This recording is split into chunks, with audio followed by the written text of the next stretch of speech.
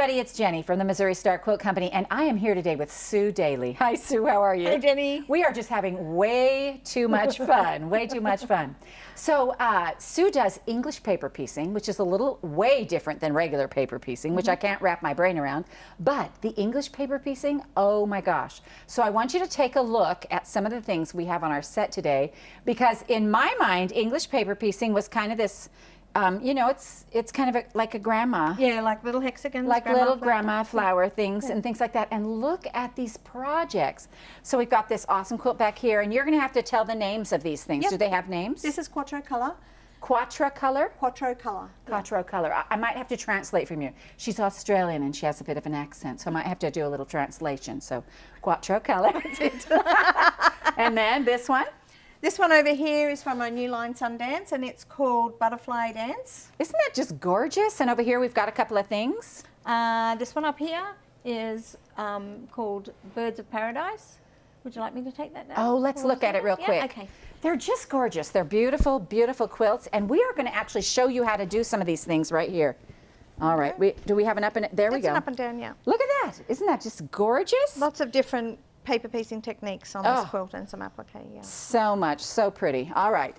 So now that you've seen all these fun projects and all the different things you can do, because they're just based on a shape, Sue's going to show us how to make these, and it's just so much easier than you thought. It really is. It is really simple. So first of all, I'm just going to take the template out of the bag. So we have our Quatro petal template. So the template has your built-in seam allowance here, and then we have some papers. Perfect. So the paper you can see is smaller than the template. So the template's used for cutting your fabric. So you would just place your template on to your fabric and rotary cut around the outside of your template. Perfect. And then you would have your shape right here. Take a paper. And because it's clear, you can actually see what you're cutting too. Yeah, so if you want a certain little thing. We'll take our glue pen and we're just going to pop our paper on top of our fabric, and we're just going to glue just inside the edge of the paper, so not right on the very edge, just inside the edge. Fold it, turn it. Look how cool is that? So you never actually, it's not needle turn. No. It's just this glue method. It just makes it so doable for all of us. It probably saves me about 75% of preparation time from how it used to be. Well, it actually makes it, for me, it makes it look like I really could do it. Yeah, yeah, absolutely. That's awesome. Okay, so then we will take a different shape here. And I'll do this one because this is one of the other shapes that goes with that particular So this is the block we're making the shapes from. So we've done that one, and I'm going to glue this one. And this one actually has 4 shapes. So it has this Quatro. Is it Quatro petal? Is that what it's called? 3 shapes. So that's Quatro petal, a 4-pointed star, and a 1-inch square. So not too much glue. We don't want to be too heavy-handed with that. Just a little bit, and there we have that little shape. So what we have now is this one, and we have this one, and then we have a square that we've prepared earlier, which will go in the middle. So to sew that together, here we have, why don't we lay this out so we can see how people will look, because let's put this like this and turn these in this way.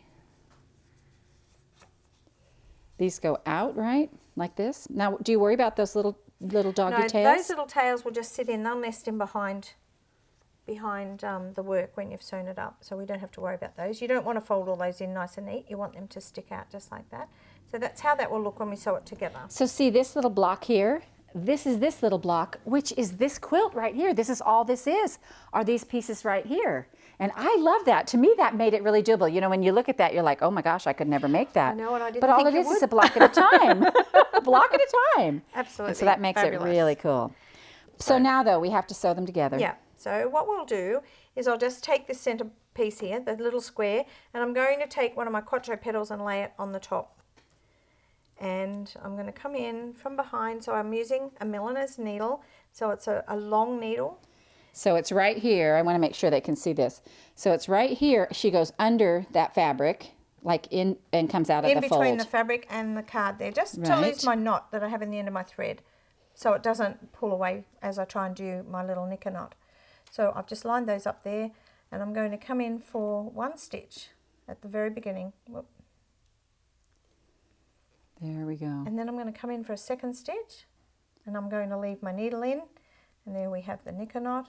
So we have one thread at the front, we're going to take it under, to the left and to the back, and these two will come forward under, to the right and to the back. And what did you call that? A knicker knot. A knicker knot. Don't get your knickers in a knot. I love it. I love it. I know, it's cool.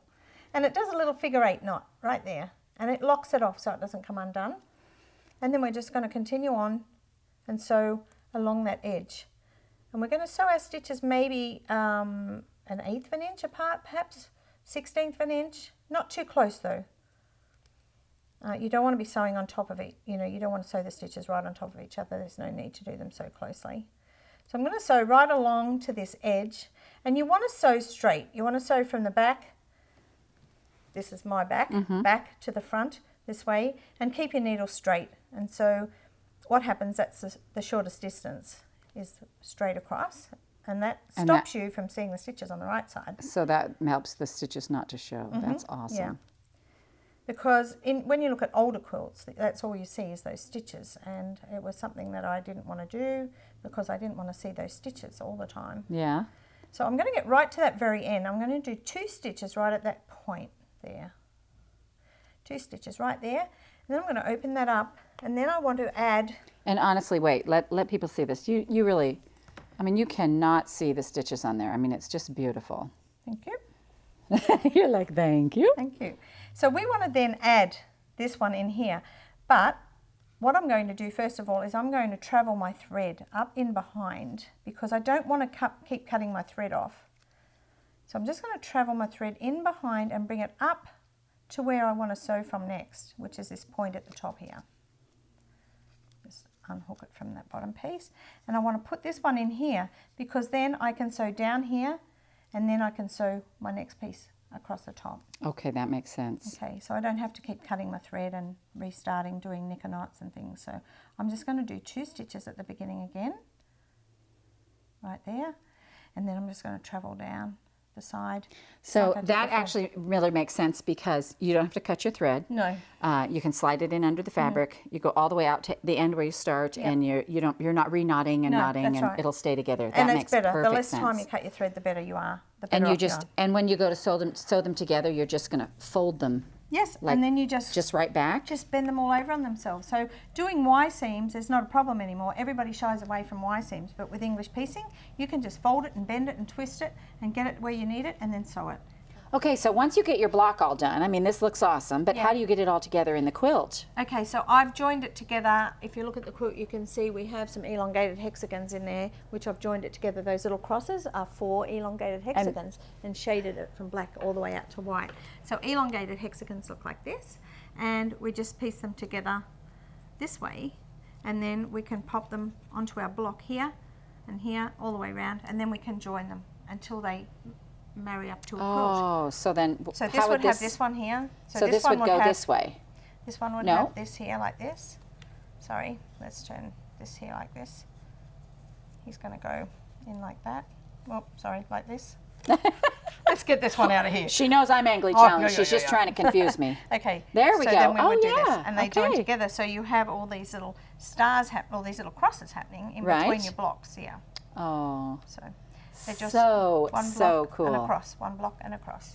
Oh, it's perfect. That's perfect. That just makes it so easy and doable. I just love it. Yeah, it's just so portable. I love it too. Well, it's just been wonderful having you here. Thank you. Thank you. Oh, It's thanks been for so much joining us. fun. So we hope you enjoyed this tutorial on the easy way to English paper piece with Sue Daley and the Missouri Star Quilt Company.